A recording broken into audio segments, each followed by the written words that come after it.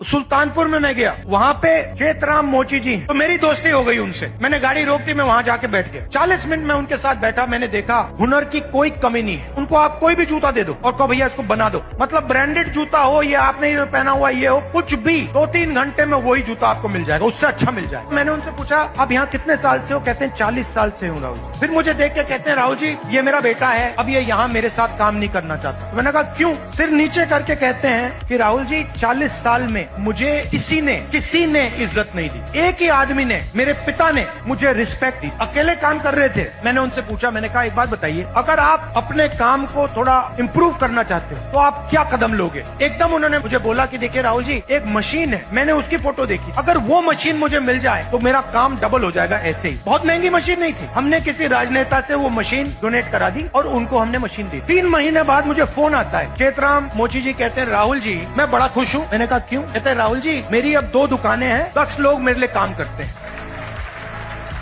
मुझे लग रहा है इस मशीन से कि मैं 4-5 दुकानें खोल पाऊंगा। अब चेतराम मोची ने मुझे एक और बात बोली, यूपी सरकार ने मुझे एक बार ट्रेनिंग पे बुलाया, तो मैंने उनसे कहा क्या सीखे? कहते राहुल जी मैं वहाँ गया, ट्रेनर से ज्यादा तो मुझे मालूम था, और तो ट्रेनर मोची नहीं था, उसको तो कुछ मालूम ही नहीं था। मैंने कुछ टाइम उसको समझाने की कोशिश की, मगर फिर वो समझा नहीं तो वापस आ गया। हुनर किसके हाथ में है? चेतराम जी के हाथ में। ट्रेनिंग कौन दे रहा है?